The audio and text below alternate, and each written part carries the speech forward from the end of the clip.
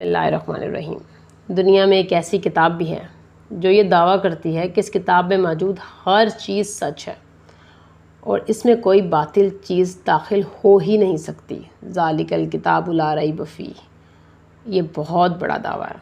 इतना ही नहीं बल्कि ये किताब कहती है अगर इंसान और जिन इस बात पर जमा हो जाएं, इस जैसा कलाम बना कर ले आएँ तो इस जैसा ना ला सकेंगे, अगरचा ये एक दूसरे के मददगार ही क्यों ना हो।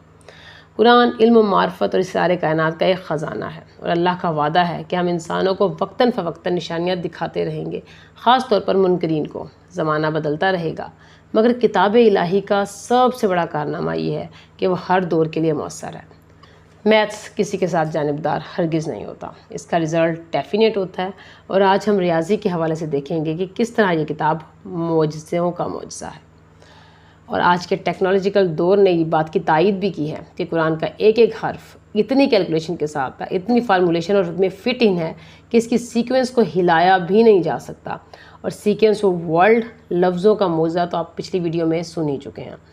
और अब हम देखेंगे कि कुरान पाक जो कि 1400 साल पहले एक सहरा में उतर रहा है, आज के साइंटिफिक दौर में साइंस के रैशनल दिमाग को किस तरह हिला कर रख देता है।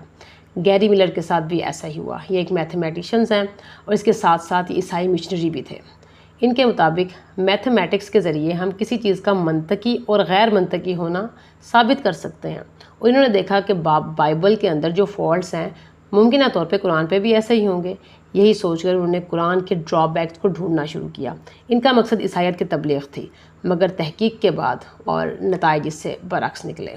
इन्होंने इस्लाम कबूल किया। अब्दुल अहद उमर के नाम से आज वो इस्लाम की तबलीग करते हैं। इनके मुताबिक किताब में ऐसी अददी मुनासबत का ख्याल रखना किसी इंसान के बस का काम हो ही नहीं सकता।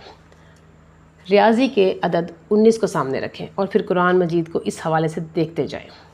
19 रियाजी में एक अदद मुफरिद है, 19 नातकसीम होने वाला अदद है और इसके साथ एक मुनफरिद अदद भी है क्योंकि इसकी शुरुआत एक से होती है जो हिंसों की कायनात में सबसे छोटा अदद है और इसका इख्तिताम 9 पर होता है जो कि निज़ाम रियाजी में सबसे बड़ा और अदद हर ज़बान में ख़ास मायने भी रखते हैं। और 19 कुरान पाक में सूरत मुदस्सिर में एक ही जगह पर आया। हमने दोज़ख पर 19 फरिश्तों को मुहाफ़िज़ मुकर्रर कर दिया। इसका क्या मतलब है इसको तो हम जान नहीं सकते मगर इतना अंदाज़ा ज़रूर हो सकता है कि इसका ताल्लुक़ अल्लाह ताला के किसी हिफाजती इंतज़ाम से है। कुरान की पहली आयत बिस्मिल्लाहिर्रहमानिर्रहीम है, लिहाजा इसका ताल्लुक़ भी हिफाजती इंतज़ाम से है। और अगर देखें तो बिस्मिल्लाह के कुल हरूफ भी 19 ही हैं और ये 114 बार पूरे कुरान पाक में आई है जो कि 19 ज़रब 6 का हासिल ज़रब है। और उसका पहला लफ्ज़ इस्म पूरे कुरान पे 19 दफ़ा आया है। उसका दूसरा हर्फ अल्लाह 2699 दफ़ा आया है जो 19 ज़रब 142 19 का हासिल ज़रब है। और अर्रहमान 57 times, 19 multiply by 3। Rahim 19 multiply by 6 114 बार आए। और अगर वही की तारीख़ का जायज़ा लें तो आए रसूल करीम सल्लल्लाहु अलैहि वसल्लम पर उतरने वाली पहली वही की तरफ।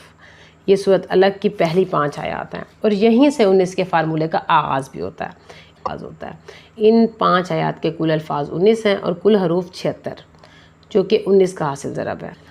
बात सिर्फ यहीं ख़त्म नहीं होती बल्कि जब हमने सूरत अलग के मुकम्मल हरूफ की गिनती की तो वो 304 निकले जो कि 19 ज़रब 4 का मल्टीपल है।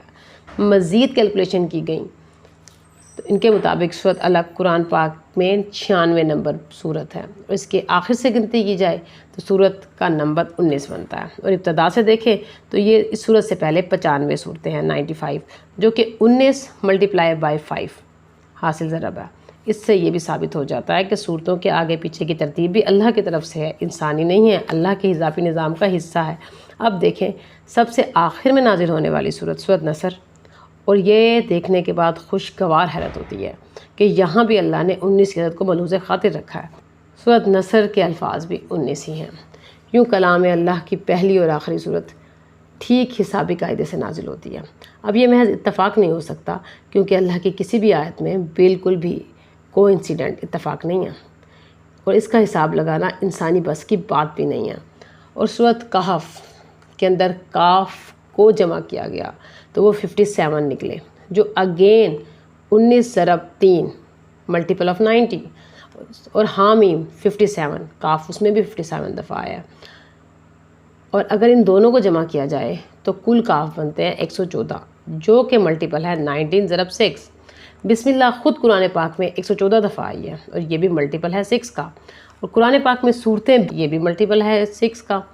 इसके अलावा हरूफ मुक़त्तात वाली सूरतों की तादाद कैलकुलेट की गई तो ये सब 19 का हासिल ज़रब निकले। कुरान पाक का लफ्ज़ भी कुरान पाक में 38 टाइम्स आया है, जो 19 मल्टीप्लाई बाई 2।